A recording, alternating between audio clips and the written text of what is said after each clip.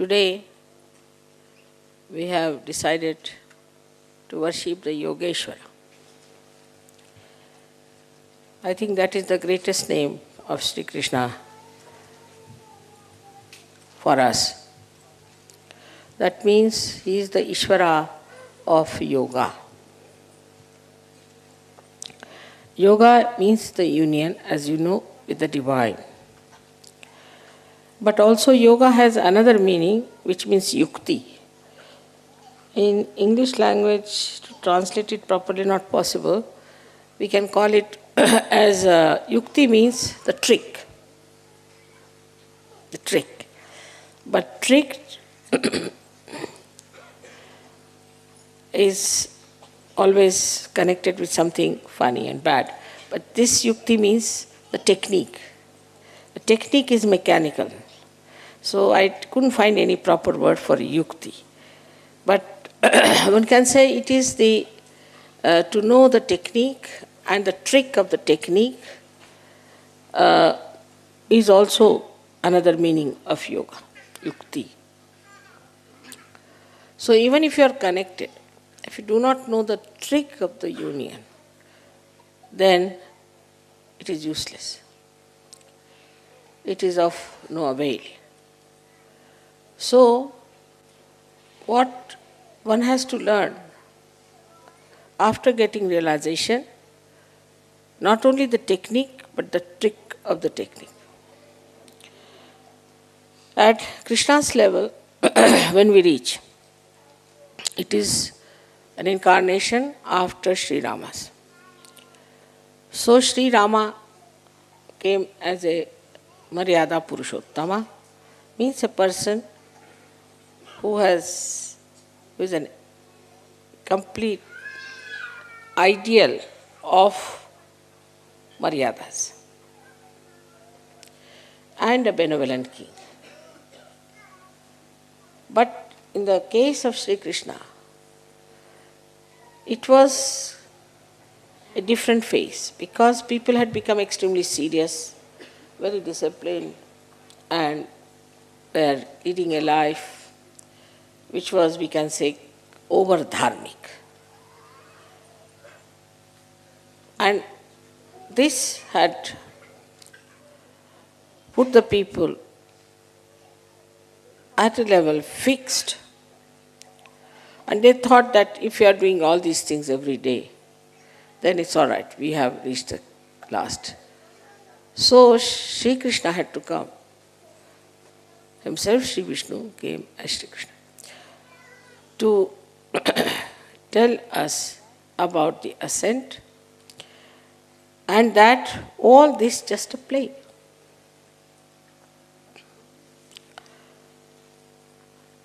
But only a person who is a master of the play can do the play. So to know the play, supposing you have communication, electrical communications you have. Now you don't know how to play with it. Play.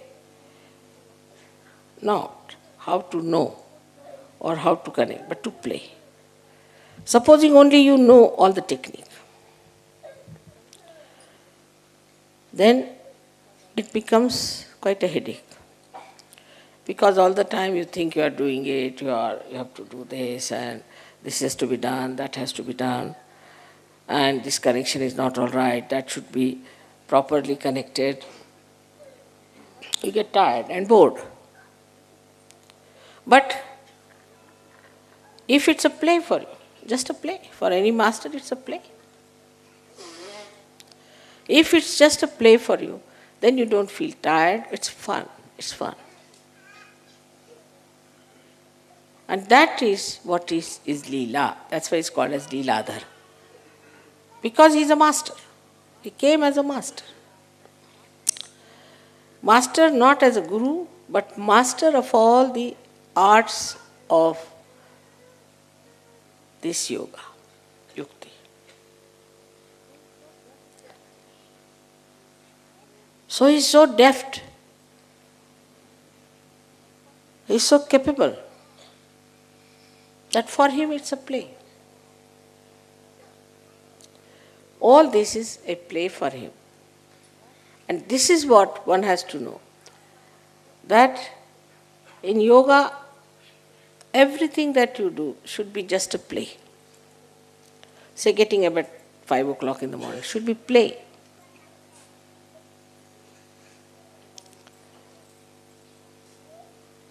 In the morning you get up, say it's not yet, the sun has not come to suggest what you have to do, and the moon has departed. And in that twilight or a little darkness you get up. It's very beautiful. And that time you sit down for your dhyan. But it's not a serious thing. It's not something that is boring. It's a play.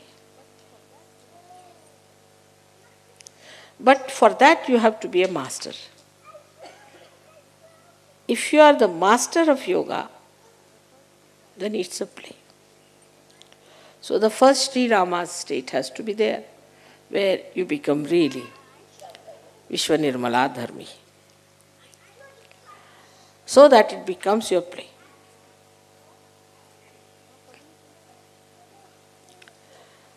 Now communication with the divine has to go to the whole world. Whole world has to get this communication that you have received. For this part, Sri Krishna arranged something in his lifetime in a very simple way as a child. Very childish, it looks very childlike. Like when the gopis were taking their bath, he hid their clothes. Indian women are never fully nude, never. Hid their saris and all that. And you could see their back. This little boy. What is for a little boy? He's sitting on a tree and he's trying to raise their kundalini. They are coming out of the river Jamuna, which is being vibrated by Radha. Already there are vibrations, raising their kundalini. Then they are taking the water, and he breaks their pitchers from the back, which has also got vibrated water. So the vibrated water falls on the back of these ladies, and he tries to awaken their kundalini. See the play of a child. How he tried to play in his childhood, just like a child. And then he shows later on his childlike expertise in dealing with politics, with dealing with people, with communication and everything. And his power was Radha. Radha. Ra means energy, Dha means the one which sustains. Radha. So the Dharayati sa dharma, as they say, in the same way, Radha, the one who sustains the energy. So the first quality that he got from her is she is Ahladadayini.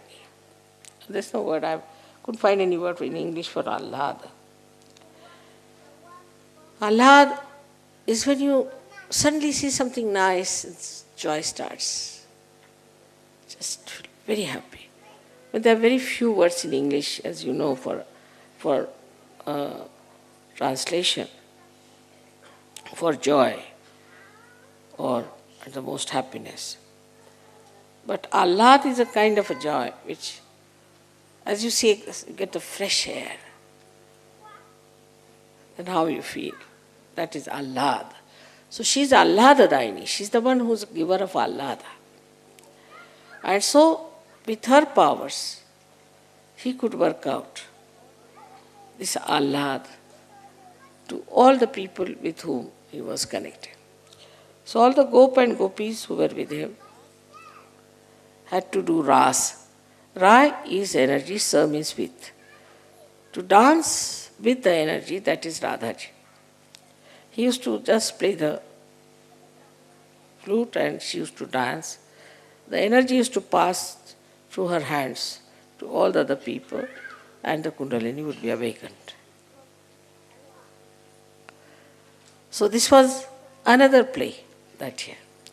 So in the play only he raised the Kundalini. But in modern times, it's very difficult. It's not easy to raise Kundalinis in modern times that way. I mean, nobody will understand also. So in modern times, when Sahaja Yoga is not just raising the Kundalini, but giving the complete knowledge about Sahaja Yoga and also empowering the person with the power to give others realization, it was a tremendous task. And that's why we had to find out these methods by which we could give realization to people. In those days, Kundalini were awakened, but it was not that Sahasrara was broken. So Kundalini must be somewhere hanging in the Agya, maybe at heart, maybe somewhere.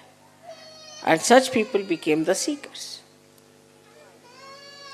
And that's how we find today people are here as Sahaja Yogis whose Sahasraras are open and they know all the yukti of Sahaja Yoga.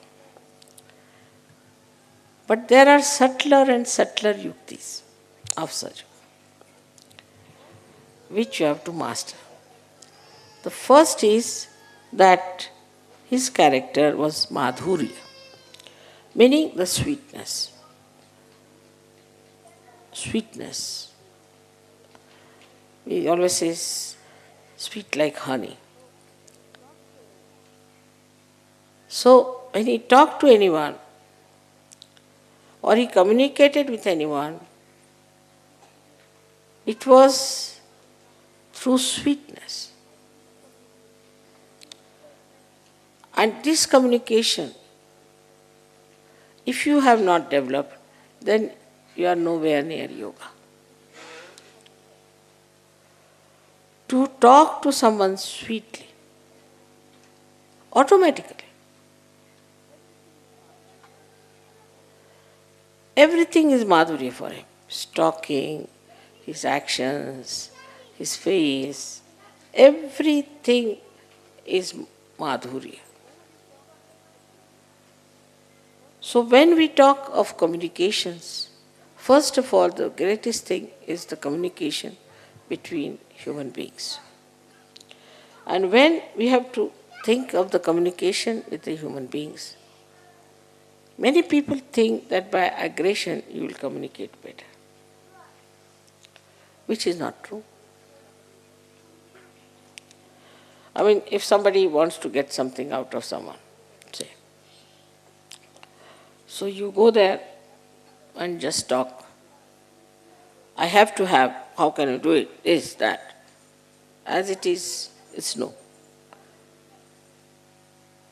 But if you are sweet and start talking sweetly, then 99% will definitely dissolve. So to dissolve people with sweetness, how to do it, that trick one has to learn.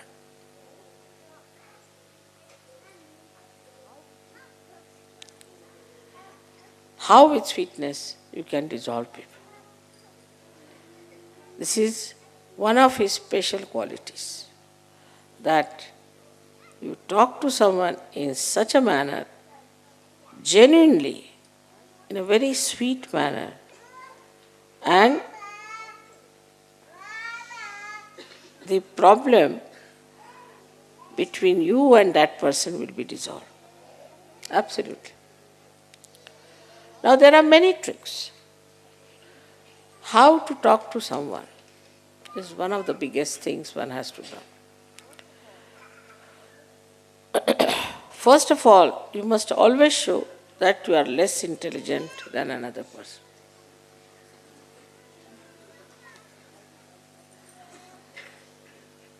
Like I'm talking to scientists, I will say, I'm sorry, I don't know any science, no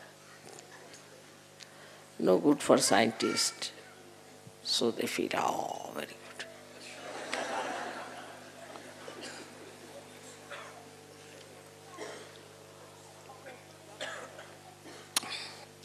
If you have to talk to some musician, you must say, I don't know any music.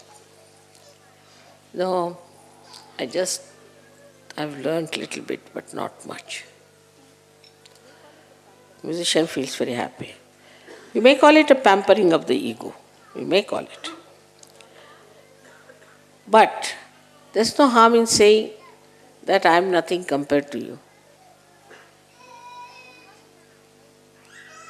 So the first trick is complete humility when you talk to another person. It's a sign of greatness. It's a sign of fulfillment. As the trees, when they are laden with fruits, they bend down. So the first of all, if you say, I am no one, I don't understand anything, but I would like to hear. This is first. First quality of communication is to be extremely humble about yourself. The another person should not know who you are. And there's a lot of fun in it. Say for example now,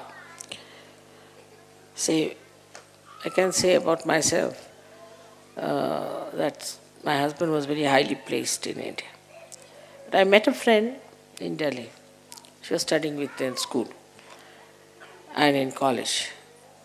And she asked me, where do you live? I told her in Meena Bagh, which was just a useless, small little place meant for very ordinary officers because they had not allotted us any house or anything. So temporarily we were there. She said, what? What is your husband doing? I said, doing so with some government servant. I didn't tell her.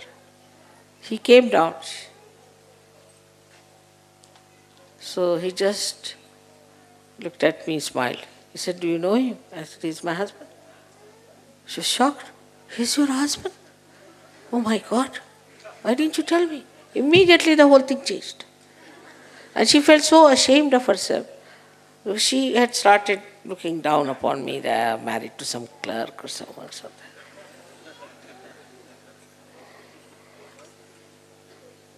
So the best thing is to play down. Play down everything. Now I know of certain Sahajogis, they say, oh, mother has given me such powers, I can do this, I can do that. This boastfulness is of no use.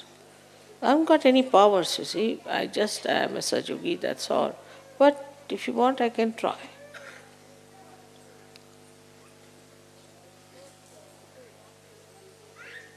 So, is to play down as much as you can. Practice this at home. First practice and then don't do it. So that is one of the greatest qualities of communication with others. Second thing, I think in the whole of Gita, if you read it, this one very important thing is krodhat vijayati samoha.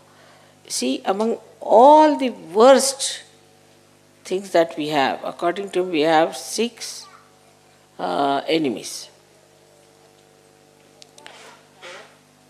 But in Gita, he started with krodha. He said, starts with krodha, with anger.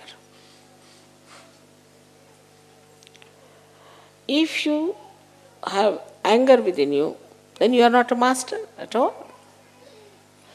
There's no need for a master to get angry because he can play about.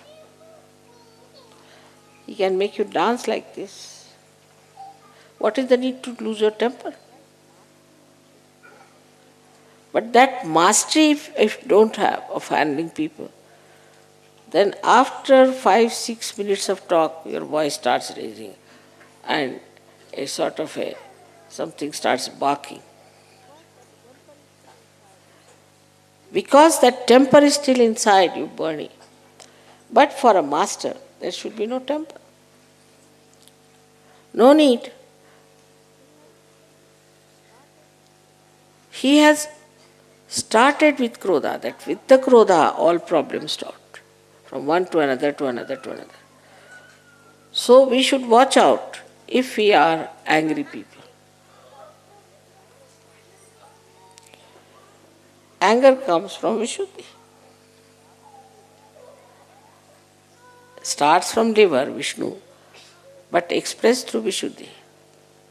Face becomes red, eyes become red. From the mouth, you start saying all kinds of horrible things, and the whole expression becomes so different when you are angry. So this anger is to be seen. Where is it? Within us, where is it, this anger? Liver? All right, I'll put it right. So to master it, you have to face yourself clearly. Many people have seen, people say, Mother, this lady is such a hot-tempered woman, she's so dominating. She does this, she does that. But if you tell her, no, I don't do that way. No, I'm very good. But how others are saying that? I don't know, but I'm very good. Finished. If somebody is saying that, then you watch yourself. Do you get into tempers or not? Are you losing your temper? It's very easy to make it out. Then face. So the trick of the trade is to face yourself and see for yourself how much you are lacking. So first is humility, which should be genuine. And secondly is equanimity. No temper. There is no need to take to temper. At the most you can say, hey, what are you doing? Why are you doing that way? Now if you do something, maybe something I might say which I do not like, so I don't want to say like that. At the most, up to that point is all right, that you should say that I dislike it. But not to go further with it. If you just stop at a point, then this habit of getting into temper will go away. This arrogance will go away, which has to go. This arrogance has to go, this temper has to go, and then you will be surprised, you will feel very much relieved. Because this anger, once it comes in, reacts and catches your left Vishuddhi, and you become guilty. You feel very bad. Why I said so? I should not have said this. So Vishuddhi is finished. Left Vishuddhi means it's a headache. It goes on accumulating like a storehouse there, all your anger, temper, whatever you have. And this left Vishuddhi catches. And you know the problems of left Vishuddhi. So if you get angry with someone, don't feel guilty. But go before the mirror and slap yourself nicely, twice. Now you get angry with yourself. Let me get angry. Then stand before the mirror. Shoot, like that. In the same manner as you get angry, try to act. So you never feel guilty. Or maybe more angry would be better. So you empty out your left Vishuddhi. Next time you won't do it. But feeling guilty means you will again repeat the same thing. So this temper is expressed by men differently and women by differently. And I'm very much worried about the women sometimes because they take to water power. Then I'm lost. But those who have ego too much cry much more. That's the sign. I've seen. If you say anything to them, immediately they start crying. Because already the left Vishuddhi is there full, like a full balloon, and you touch them, it becomes water. But men, their temper is different style, as you know very well. That when they get angry, they might fight with each other, box everyone, and then settle down nicely and have something to drink. Let us have it out, you see, they'll say. Take out. But women don't. They keep it there. And once they keep it, then it becomes tears. It starts coming down. So these are just tears out of joy, happiness, that's different. Or out of feelings for others. But it's not that. But it's tears just to impress another person that you are very sad or something.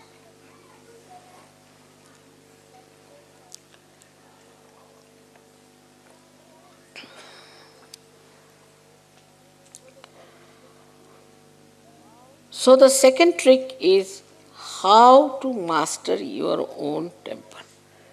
And the third one is how to master the temper of others. That's even better.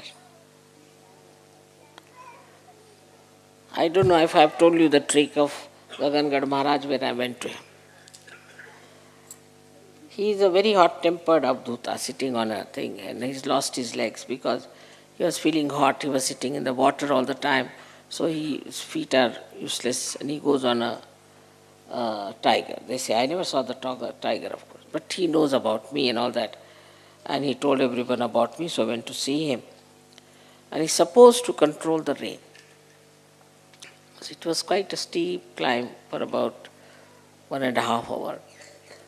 And as soon as I stepped in, it started raining heavily throughout. And he couldn't stop it. So he felt very challenged. When I went up, he was sitting on his own stone outside the cave, doing like with anger. He didn't know what to do. I looked at him. Then I walked into his cave and sat down nicely. Then he came. They brought him. He said, touched my feet, everything he did, and then he said, you tell me now, why did you not allow me to stop the water? You got completely drenched. I'm very angry with this rain. I know. But why did you do that? Is it to control my ego? I said, no, not at all. I never knew you had ego or anything.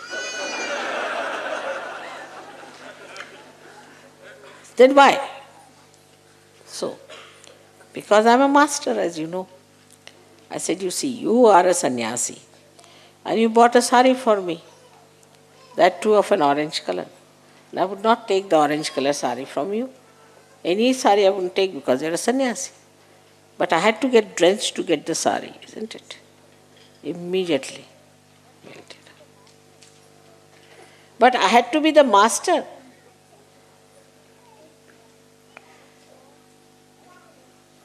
First of all, how to melt him, and secondly, the master of his mind. This is the subtler part of it. You can be master of a person. Like that, you can know what he has done for you, what he has prepared for you, what is coming for you. I wouldn't say that you know all the future, but if you try just to know about a person, you can know everything about that person.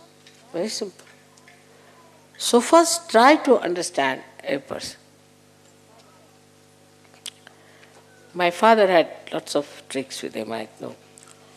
And very humorous person. And one day my brother told me, Baba Mama, that he has a friend who sings very well. So I asked my father, how does he sing? Oh, he's very courageous, he said. I said, why? He sings whether he knows or not. That's the trouble.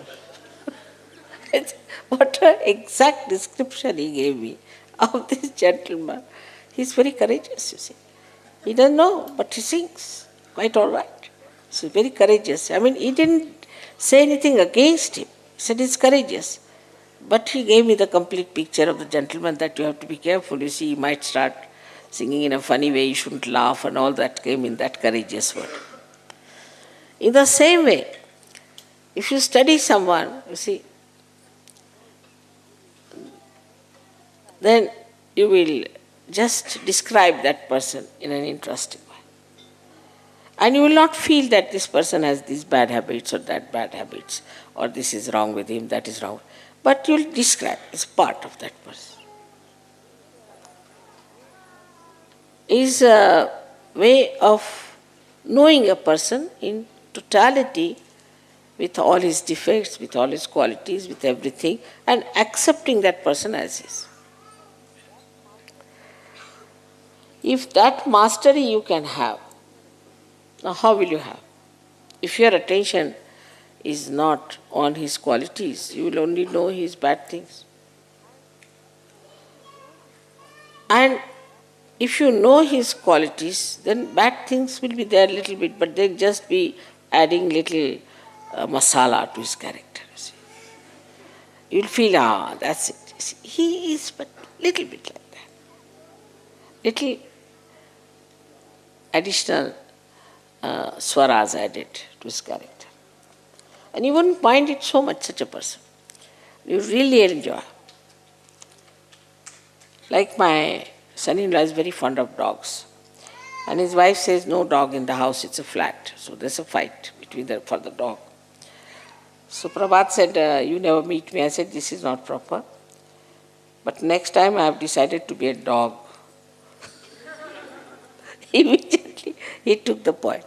See, so the way you talk to a person, you can suggest to him what is so special about that person or the defects of that person. But you need not say directly something to him. If you say indirectly, in such a humorous manner, that the person will understand. So, in communication with others, you have to be a very humorous person. But mostly I've seen people have humor. If somebody cannot walk straight, if a physical problem is there, they'll laugh. If he has not properly made his hair, then they will laugh. On some sort of very superficial thing, they laugh. This is not humorous. This is some sort of a criticism in laughter. Or some people have a humor like this, that they say sarcastic things. That's no good. You see one word, somebody sarcastic, you think you are very brilliant. But you are lost forever for that person. That person will remember, he said such and such things to me. So sarcasm is against you completely, against such. If you have to say something, say it in such a manner that it doesn't hurt the person. And the person enjoys that subtle humor and understands also that this is the problem with me. Now, humorous way is, say, if I have to tell something to you, I need not tell you directly, you are like this, you are like that. But I'll say there was one, crow which came to my house. And like that, I can transfer all your qualities to that crow and describe to you. And say that this crow did like this and did that. Immediately you start thinking, is it about me, mother was saying, or about the crow? So transfer it to somebody else. Transfer it to somebody else. That's the best way. For example, if you want to say that all the names of the people who are coming to the puja should be there at right time. So now this time, Americans, all right. Americans have sent the word. They have not. Have sent the word that all the names should be there. No harm telling such lies. No harm. So that people will not put it on you, they will not be angry with you. At the most, they will be angry with the Americans. Doesn't matter. For the time being. So, like, transfer it. And this transference is hastantar, as they call it. To transfer from one hand to another hand. Sri Krishna was an expert. There is a story about him. When he is called as Ranchordas, means he ran away from the battlefield. It doesn't matter. So what? Yes, I ran away. So what? The reason was like this. There was a very bad Rakshasa who had all kinds of boons from Brahmadeva. And Sri Krishna didn't know how to overcome that. Nobody knew. And he was killing so many people. So he thought of a trick, transfer it to somebody else.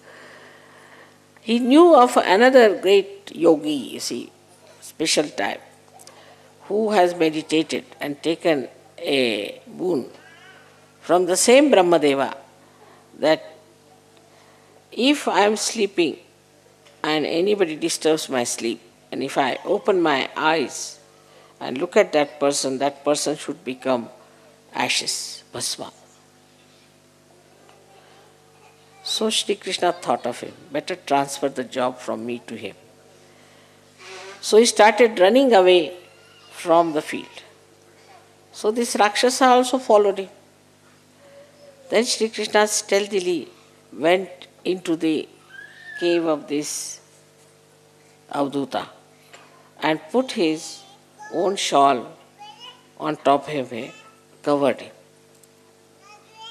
and hid himself in the cave. Now this Rakshasa came here. He thought this was Sri Krishna who was sleeping. Ah, now you are tired, you are sleeping. Now I am going to see how you can save yourself.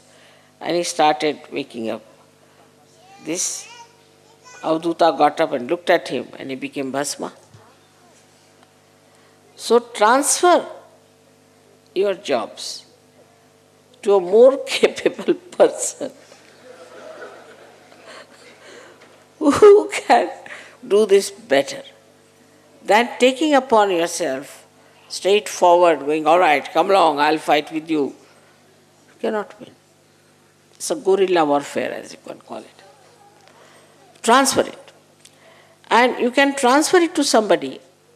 You can make friends with that person, pamper his ego, do what you like.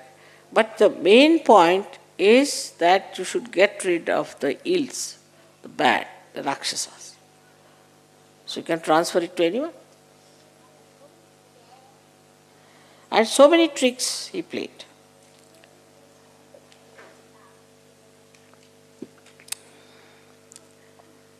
In Mahabharata, Bhishma had a blessing that unless and until he wants to die, nobody can kill him. So, Sri Krishna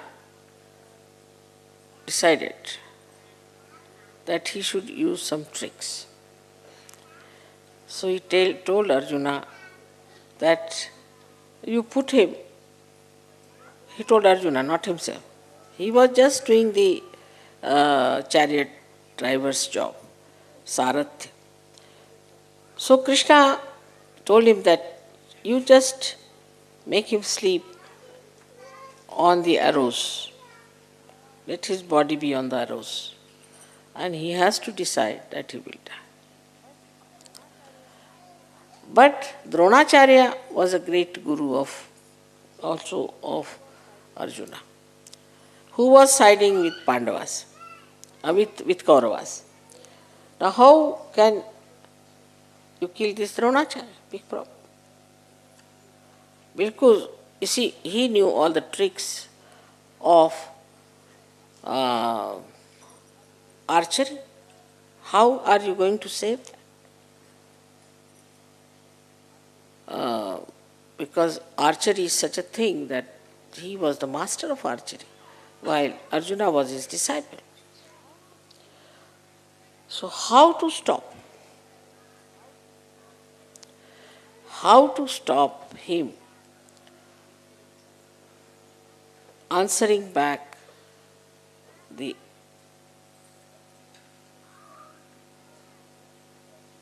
what you पानाला काय म्हणतात? Arrows. arrows of Arjuna. How to do that?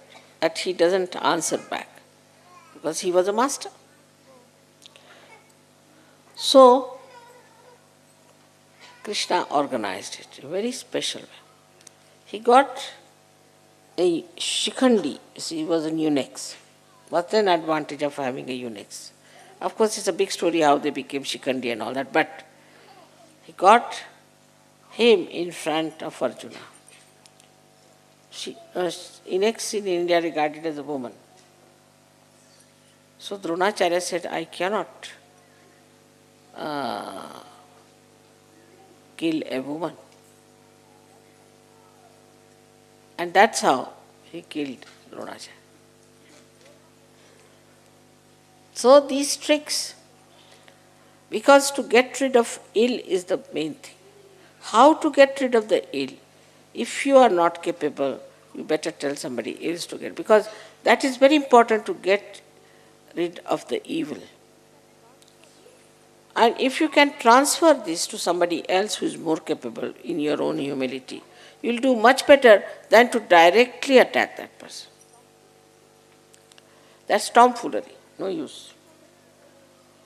So this was the trick of Sri Krishna. In the throughout, if you have seen Mahabharata, Sri Krishna told Arjuna that either you can have all of my army or you can have me. Same he told to the Kauravas. Kauravas said, we'll have your army. But he said, you will be my, Krishna, you will be on our side. But he said, no, I'll be just on the chariot. I'll not hold any weapon. But he is a master of tricks. He does not need any weapons with him. Without weapons also he can do everything. So Arjuna said, all right, you be my chariot driver, and he was there. Because Sri Krishna knew about each and everything, mostly used to smile. Now somebody is telling me something. Sometimes you will find I also smile, but I try to control. But I don't want them to see. But I know what they are doing, what they are up to, what is their trick. Because you are such a trick master, you know all the tricks. And you know what they are playing with you. So just smile about it. Just to smile in a very sweet way. Oh, that's it. Oh, of course. What you say is true. No doubt. But by this kind of thing, you will be surprised your communications will improve very much with others. Now some people I've seen in Sahaja are very common. Very common. Mother, they came and told me, our leader told me that you are bhutish. What is bhutish? Another one says, but he told me you are a bhoot. Right? And somebody says, Mother, no, he told me that you have got a bhoot in you. Now what are these three categories? Tell us. Why to tell anybody you are bhutish or anything? There's no need. If you know how to correct it, just say left swadhisthana, correct it. Take it out. Ask him if you had any guru or anything. Alright. If the person is good natured and a good person, then it's even more important. You should say nothing. You see, it's just a bada from outside, we'll have to take it out. But a person who has got a agya and all these things, and plus that he has got this left swadhisthana, then of course you should say, we cannot help you. Because you know he is cunning. What's the use of playing with that? But in Sahaja Yoga we forget. Anybody who comes, all right, come along, come along, come along. Everybody is not capable of Sahaja Yoga. One has to know that. Not the whole world. Sahaja Yoga can only be given to people who are deserving, who are seekers, and who are courageous. Viras. Is not meant for ordinary people. So we have opened our door to everyone. And all such people walk in, and then we work very hard on them, do all kinds of things. and we find that they create problems for us. So first only deal with people who are simple, as Sri Krishna dealt with Gopas and Gopis. And then we can see in a collective way if we can face somebody who is complicated. But no use transforming Hitler or Rajneesh. Not possible. So one should not try to do impossible tasks in Sahaja Yoga, which Sri Krishna has shown in his own character by avoiding things which he didn't want to do. No. And he did it because he was such a master. Of course, for him it was not necessary to face himself, to master himself, because he knew himself. He's the Ishvara of yoga. He knew everything. When you know everything, there is no need for you to master. What are you going to master? On the contrary, you see, sometimes you get frightened of yourself that you know so much.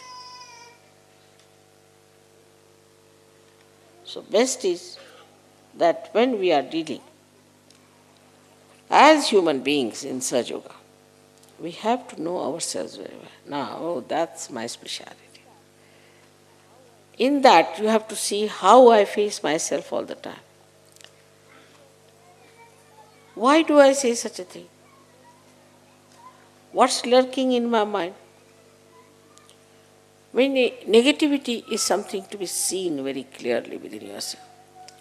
As I must have told you so many examples, that the Western negativity is like this, that their minds are all the time labor-saving devices.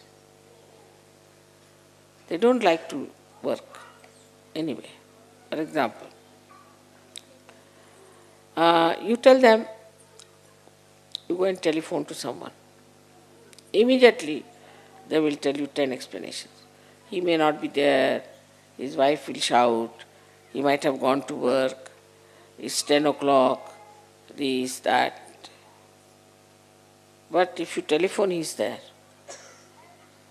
But they won't telephone. 100 excuses. Now new excuses have started. The computer was not working, fax was not working. Except for your brain, everything works. But the other way around it is. Your brain is not working and everything is not working. The lights were not working. I mean, whatever it is. But you must learn. Why can't I find the solution? I must do something. Like I've told you, the tip of a root, how it manages to go round and seek it's the source of water. In the same way, are we doing something about it? All right, if this is not available, do that. If that is not available, do this. Out of nothing you can do so many things. But if you want to find out all the time, that cannot be done, that cannot be done. Not with Sri Krishna. After all, he was incarnation of Virata, the master of masters, we should say. Like when Draupadi was in trouble, Draupadi was actually Vishnu Maya, his sister. She thought of Sri Krishna. She was holding on to her sari when it was pulled out by Duryodhana. And she was holding it like this Kri. She wanted to say Krishna, but she said, if I say Krishna, it will fall down. So she was holding on. As soon as she dropped Krishna, sari dropped out. Then describe about Sri Krishna.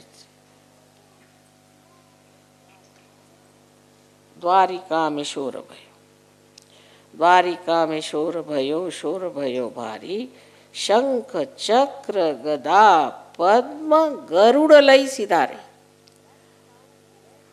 That sound went into Dwarika. Now where is Dwarika and where is Hastinapur? At least distance of at least 2000 miles.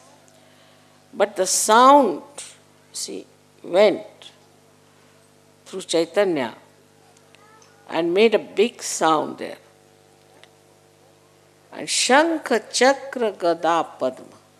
Shankha, Chakra, Gada, Padma are the weapons, as you know, All of them he took and came on his Garuda to save the chastity of his sister.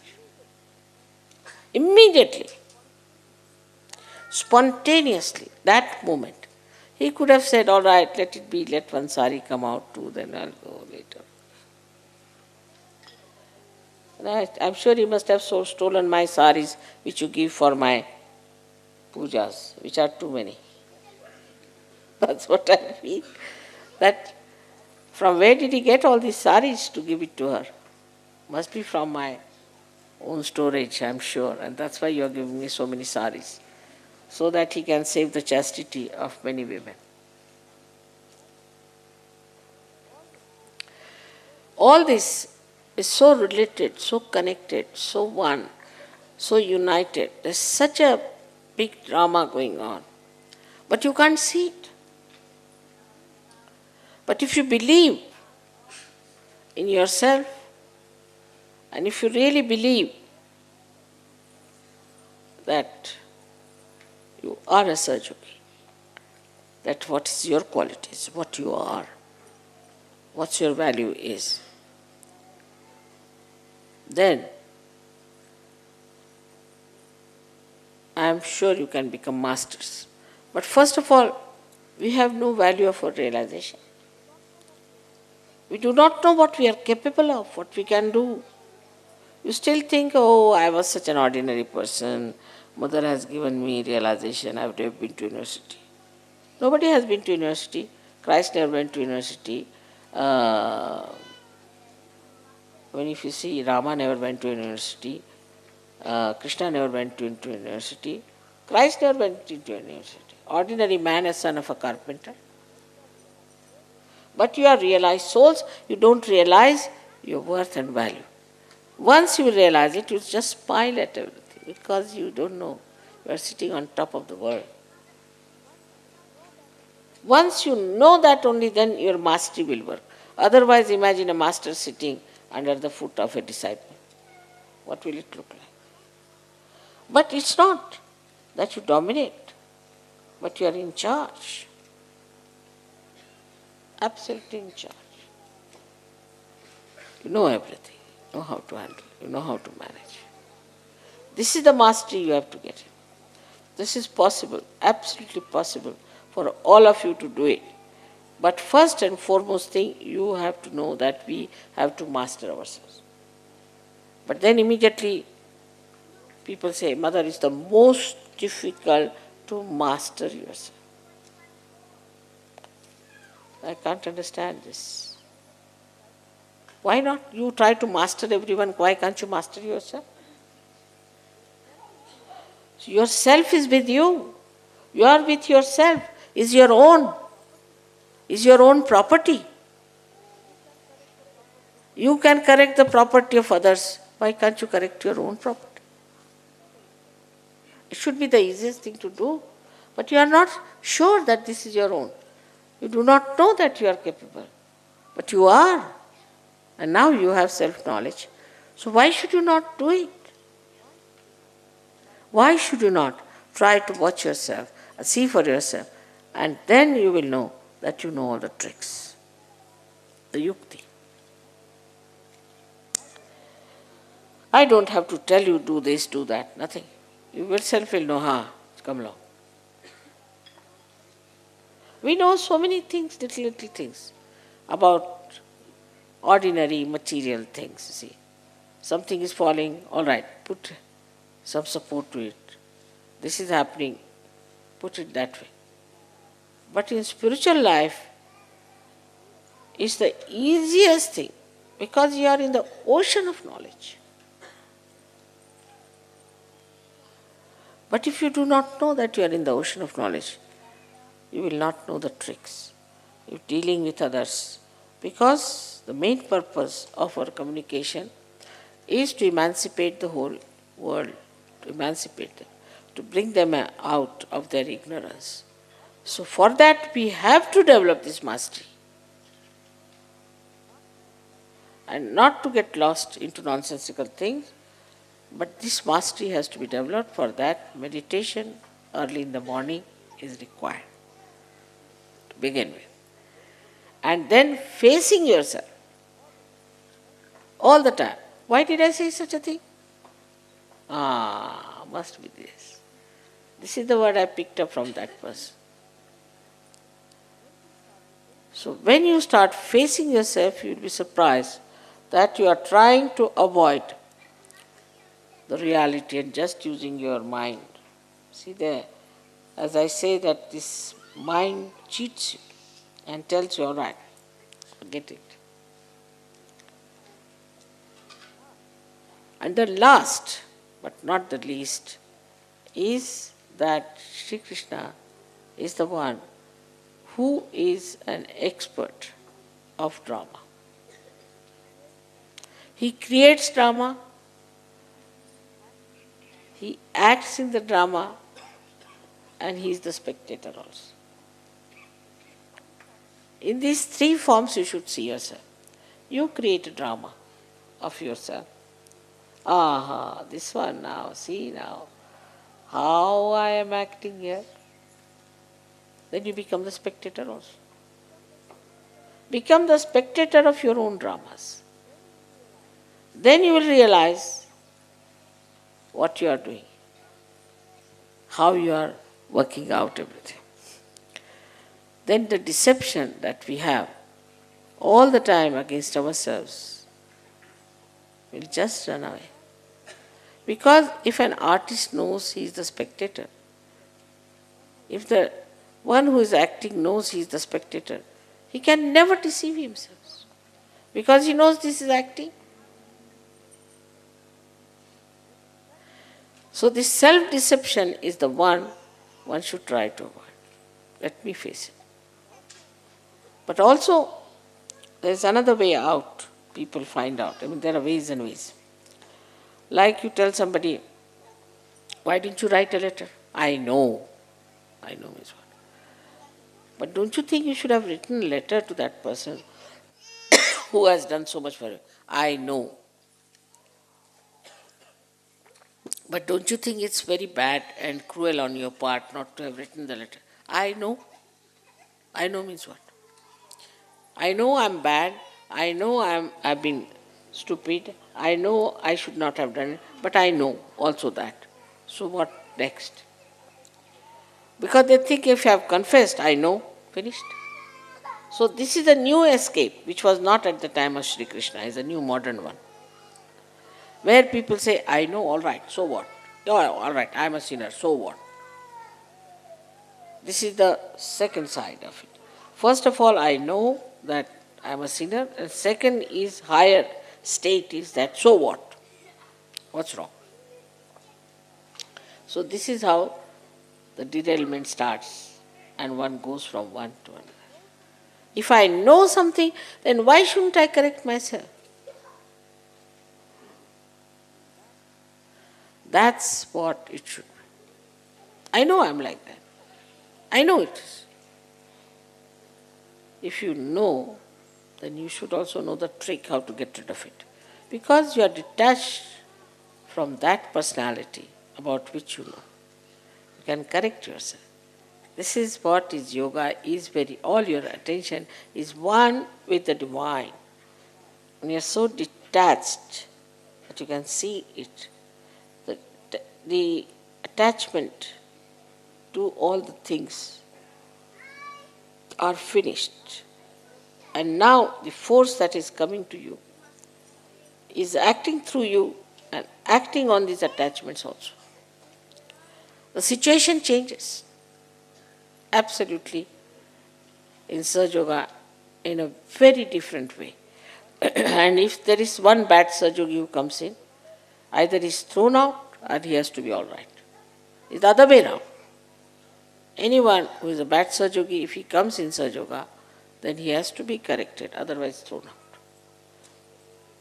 It's I think, a more evolved state now than it was at the time of Sri Krishna.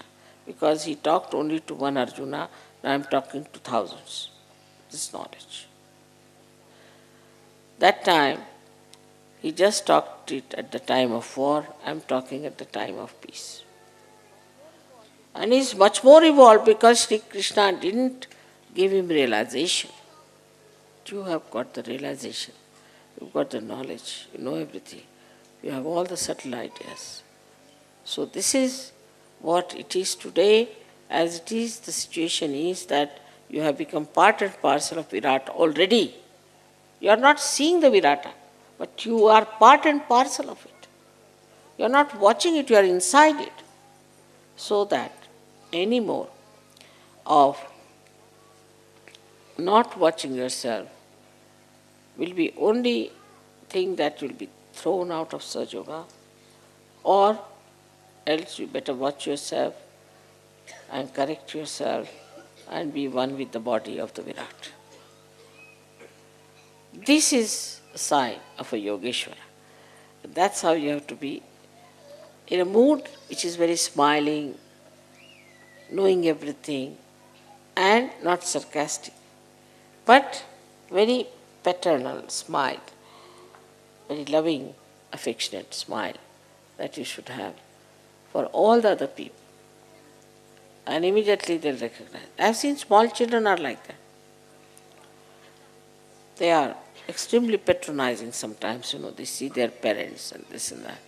So they come and tell you that, don't worry, everything will be all right. After all, God is there to look after you. And they can be extremely, extremely loving and kind, and the way they talk, they will neutralize the whole thing.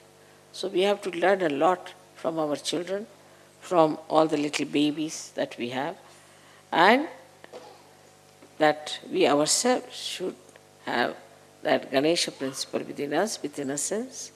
We should work it out. Innocence is the most intelligent thing and most effective thing.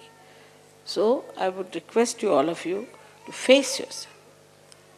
And don't hate yourself, but correct yourself, respect yourself, and try to evolve your own glory. May God bless you.